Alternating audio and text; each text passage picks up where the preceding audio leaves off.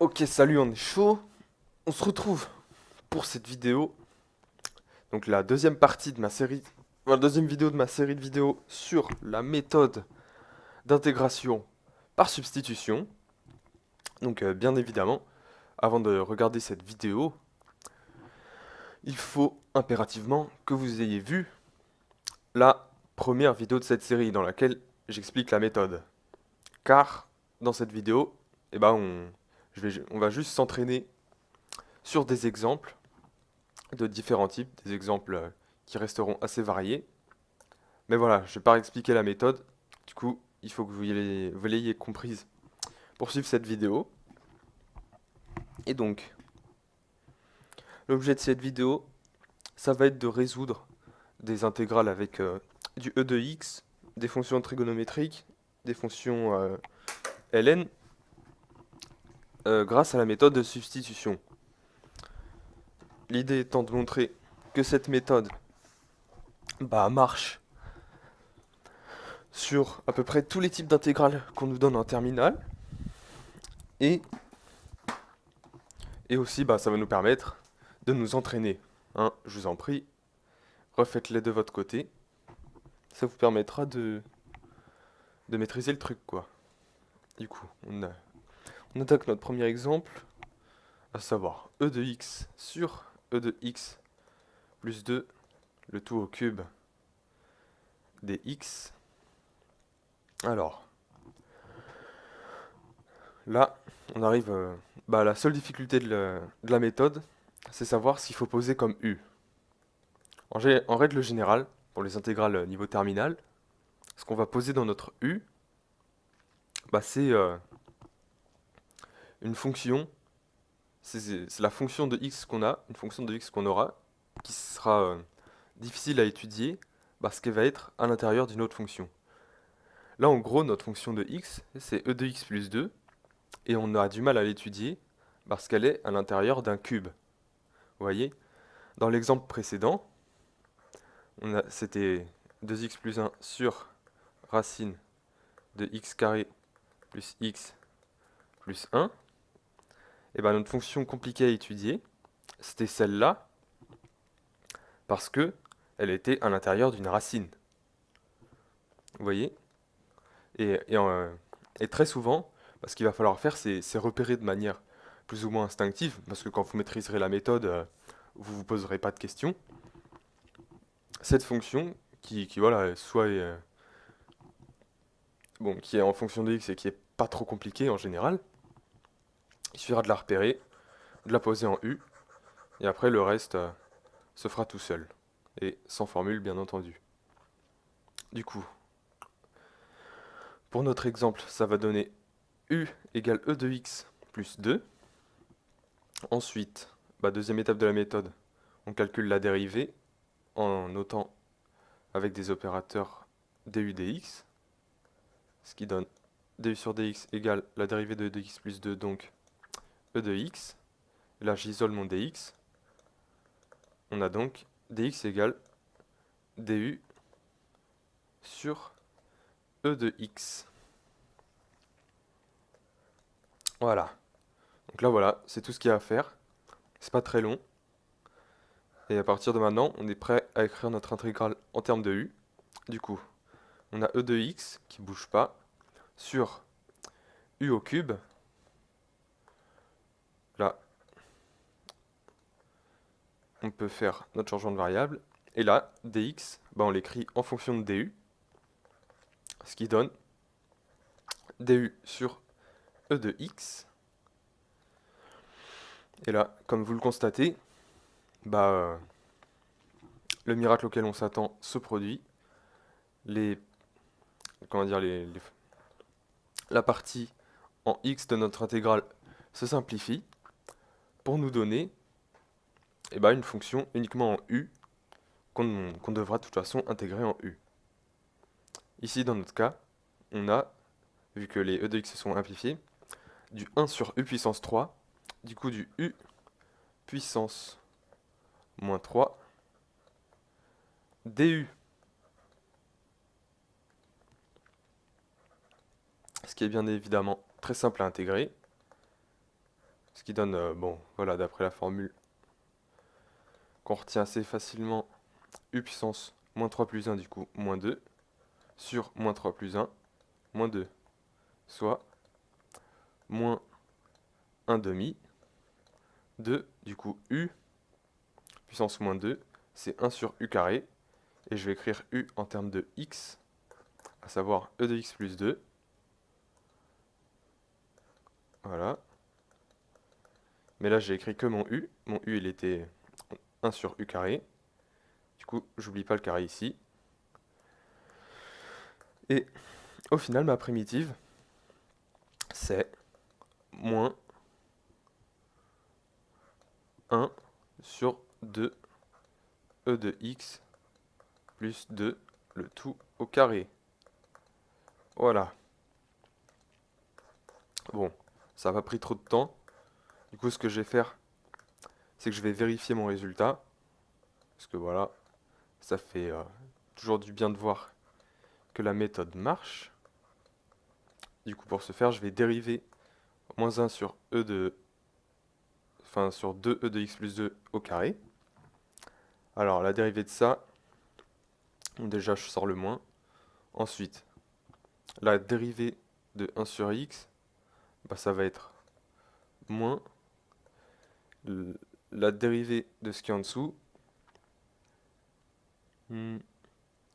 Encore que je vais pas écrire ça comme ça.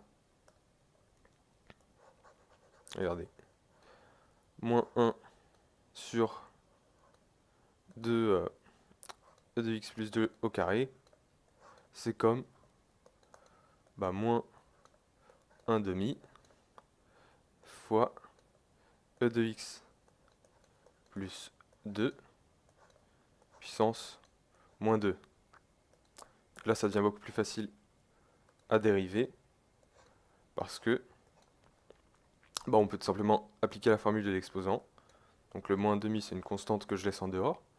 Ensuite, on a du coup la dérivée de e de x plus 2 puissance moins 2 qui donne moins 2 fois la dérivée de ça e de x fois e de x plus 2 avec moins 1 à l'exposant. Du coup, e de x plus 2 puissance moins 3. Ensuite, j'ai réécrit ça proprement de manière lisible.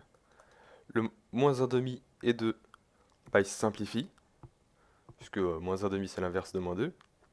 Il nous reste du coup e de x sur e de x plus 2 au cube, que j'écris au dénominateur de ma fraction, parce que l'exposant est négatif. Et là, on voit que on retrouve bel et bien notre fonction de départ. Donc voilà, la méthode marchait pour cet exemple. On va encore en faire deux autres, qui vont pas être très compliqués. Oh tiens, celui-là il vient pas du manuel, mais je trouvais quand même intéressant. On va chercher la primitive de sinus x cos de x dx.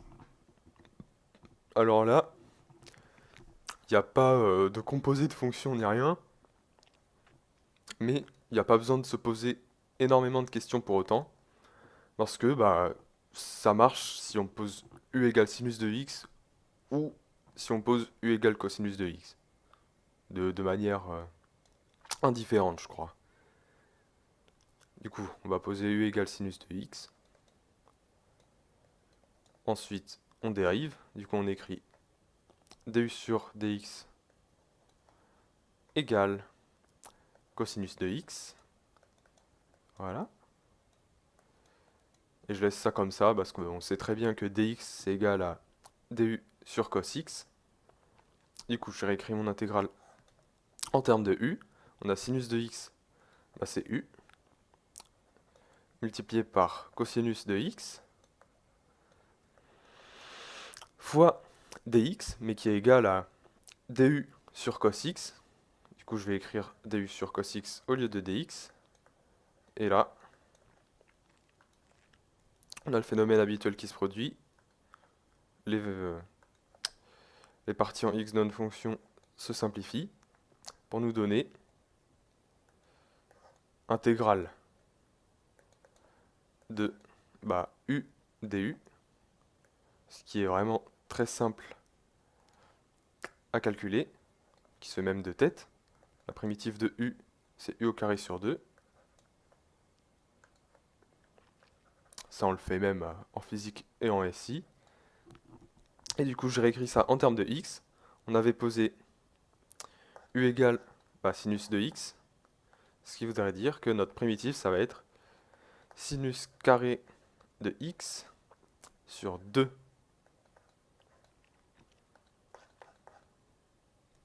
Et voilà comment se finit notre recherche de primitive, qu'on va tout de même vérifier, parce que là, ça prend vraiment pas énormément de temps.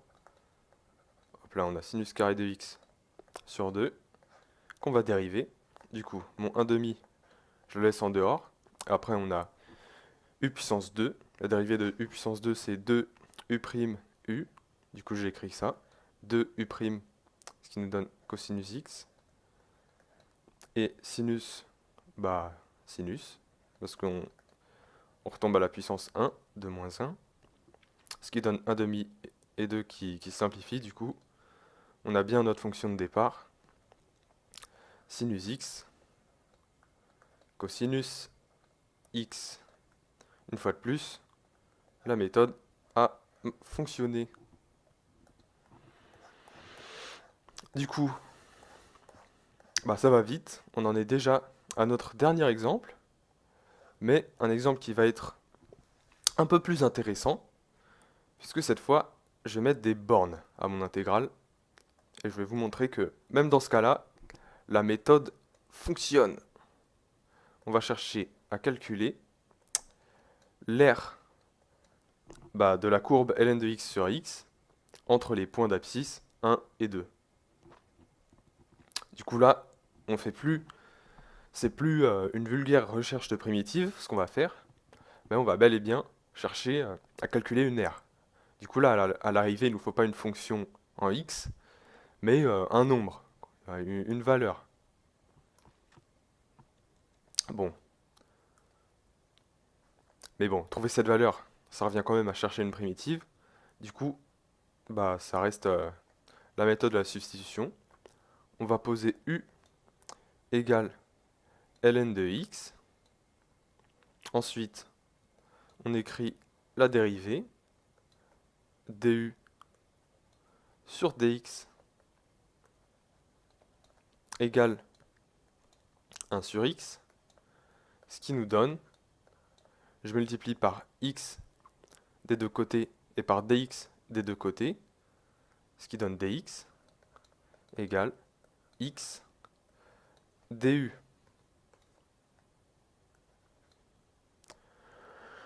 Une fois arrivé là, normalement, ça serait le moment de réécrire mon intégrale en termes de u. C'est bel et bien ce qu'on va faire. Oh, j'ai oublié le dx. Sauf que, là, non seulement il va falloir passer la fonction et le dx en termes de u, mais les bornes aussi, il va falloir qu'on les passe en termes de u. Et ça, comment on fait? C'est très simple. Il suffit juste, pour écrire notre intégrale en termes de u, de remplacer les bornes par leur image par u. Vous voyez? Bon là, j'ai pas écrit mes u en rouge. Mais tant pis, tant pis. De toute façon, je pense qu'à ce stade des vidéos, vous avez compris. Du coup, on a ln de x, c'est u. Sur x, il bouge pas. Et on a dx, c'est égal à x du. Bon voilà, ça reste une intégrale tirée du manuel de terminal. Du coup, les x se simplifient. Et là, en gros, ma nouvelle intégrale, ça va être... déjà, on va calculer les bornes. U de 1, ça se trouve, ça se calcule en utilisant l'expression de u en fonction de x. Du coup, on a u de 1 qui va être égal à ln de 1, donc 0. Et de même pour u de 2, tout ce qu'on fait c'est calculer l'image de 2 par u, ce qui donne ln de 2. Et donc là, on a nos nouvelles bornes. Et du coup, on peut écrire notre intégrale entièrement en termes de u.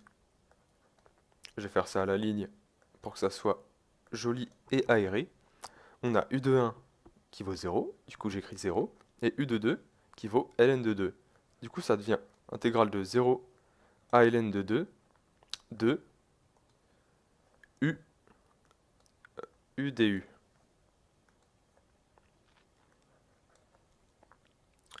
Voilà. Du coup pas de gros problème. C'est la même primitive qu'à l'intégrale précédente. On a u au carré sur 2